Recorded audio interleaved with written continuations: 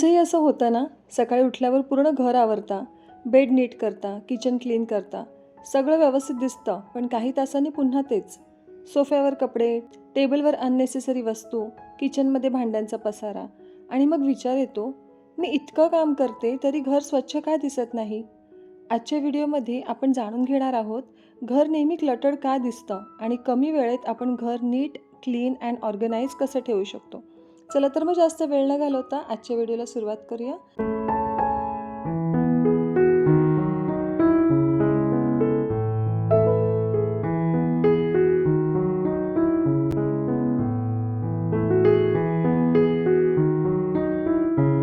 आपला असा गैरसमज असतो की मोठं घर असेल तरच ते सुंदर आणि व्यवस्थित दिसू शकतं. पण खरं पाहिलं तर काही छोट्या घरांमध्येही खूप शांतता, स्वच्छता आणि पॉझिटिव्ह फिलिंग असते. तर काही मोठ्या घरांमध्ये सतत क्लटर आणि स्ट्रेस जाणवतो.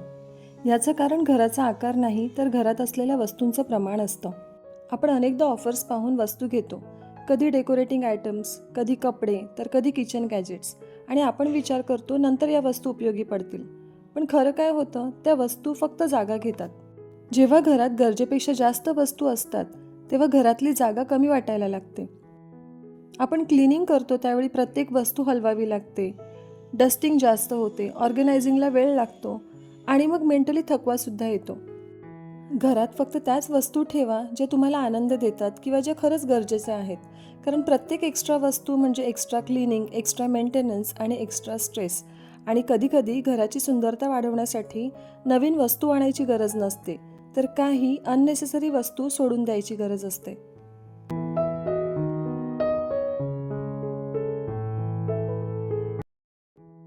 घर अस्ताव्यस्त दिसण्याचं दुसरं मोठं कारण म्हणजे घरातल्या वस्तूंना फिक्स जागा नसणे. आपण अनेकदा क्लिनिंग करतो पण वस्तू कुठे ठेवायच्या हेच ठरलेलं नसतं. म्हणूनच रिमोट कधी सोफ्यावर, कपडे कधी बेडवर आणि अगदी चष्मासुद्धा प्रत्येक वेळेस आपल्याला शोधावा लागतो. आणि मग काय होतं, आपण घर आवरतो पण काही वेळात पुन्हा ते मेसी दिसायला लागतं. कारण क्लिनिंग हा प्रॉब्लेम नाही तर सिस्टम आहे. म्हणून प्रत्येक वस्तूची एक फिक्स जागा असणं खूप गरजेचं आहे. बऱ्याच वेळा आपण कधी नोटीस केलं आहे, क्लिनिंगला जास्त वेळ नाही लागत तर वस्तू जागेवर ठेवण्यात जास्त वेळ लागतो. आपल्या घरात एक सिंपल हॅबिट सुरू करा. वस्तू वापरा आणि लगेच जागेवर ठेवा. सुरुवातीला ही सवय लावणं थोडंसं कठीण वाटतं, पण हळूहळू ती अंगवळणी पडते. आणि एकदा का घरात एक सिस्टम तयार झाली की क्लिनिंग खूप सोपं वाटायला लागतं. घरातल्या प्रत्येक वस्तूला जागा असणं आणि प्रत्येक वस्तू त्या जागेवर असणं ही जर छोटी सवय प्रत्येकाने लावून घेतली तर घरातलं कामच नाही तर आपला डेली स्ट्रेससुद्धा कमी होतो.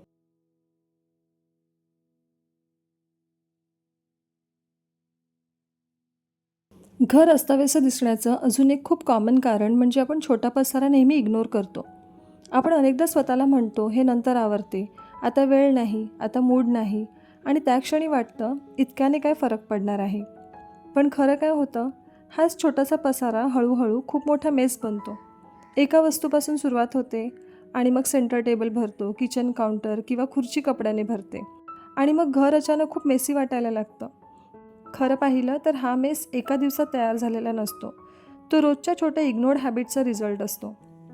छोटा पसारा आवरायला सोपा असतो, पण तोच साचला की काम मोठं आणि एक्झॉस्टिंग वाटायला लागतं. म्हणून स्मॉल रिसेट्स हॅबिट्स खूप महत्त्वाच्या आहेत. उठताना ब्लँकेट फोल्ड करा, किचनमध्ये काउंटरवरचा पसारा आवरा, कपडे फोल्ड करा, जर समजा वेळ नसेल तर एका बास्केटमध्ये ठेवून नंतर फोल्ड करा. या कामांना हार्डली काही मिनटं लागतात. या छोट्या सवयी घर क्लटर्ड होण्यापासून वाचवतात. पसारा हा अचानक कधीच वाढत नाही, तो आपल्या रोजच्या नंतर करते या हॅबिटमुळे वाढतो. म्हणून परफेक्शन मागे लागू नका. फक्त छोटा पसारा लगेच हँडल करण्याची सवय लावा. कारण स्वच्छ घराचं सिक्रेट हे डीप क्लिनिंगमध्ये नाही तर डेली छोट्या मेंटेनन्समध्ये आहे.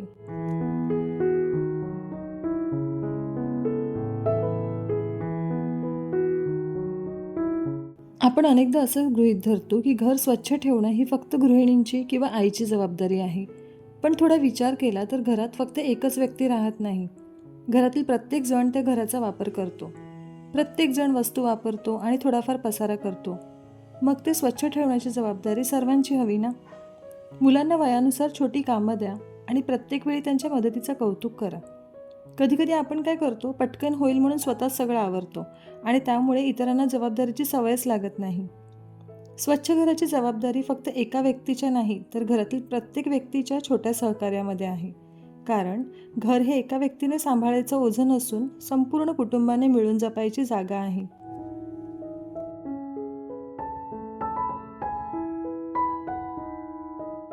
आतापर्यंत आपण घरातला पसारा कमी करण्यासाठी अनेक टिप्स पाहिल्या, पण शेवटी एक गोष्ट नक्की सांगू इच्छिते.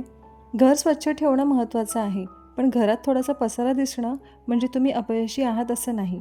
कधीकधी सोफ्यावर पडलेलं ब्लँकेट, टेबलवर ठेवलेली पुस्तकं किंवा जमिनीवर विखुरलेली मुलांची खेळणी हे फक्त पसाऱ्याच्या खुणा नसतात. त्या खुणा असतात की या घरात माणसं राहतात, या घरात मुलं खेळतात, कोणी हसतं, कोणी आराम करतं, कोणी आठवणी निर्माण करतं. आपण सोशल मीडियावर दिसणाऱ्या परफेक्ट घरांशी स्वतःच्या घराची तुलना करतो, पण खरं घर ते नसतं जे नेहमी स्पॉटलेस दिसतं. खरं घर ते असतं जिथे प्रेम असतं, आपुलकी असते आणि जगणं चालू असतं. म्हणून घर स्वच्छ ठेवा, पण परफेक्शनच्या मागे धावत स्वतःची शांतता गमवू नका. कारण दिवसाच्या शेवटी लोकांना तुमच्या घराचा फ्लोअर किती चमकत होता हे नाही आठवत, पण त्या घरात त्यांना किती प्रेम, ऊब आणि आनंद मिळाला हे नक्की आठवतो. आय होप आजचा व्हिडिओ तुम्हाला थोडा तरी आवडला असेल. व्हिडिओ कसा वाटला हे कमेंट करून नक्की सांगा आणि अशाच जर होम मेकिंग टिप्स तुम्हाला पाहायला आवडत असतील तर चॅनलला सबस्क्राईब करायला विसरू नका. चला तर मग लवकरच भेटू एका नवीन व्हिडिओमध्ये. तोपर्यंत आपली काळजी घ्या. बाय.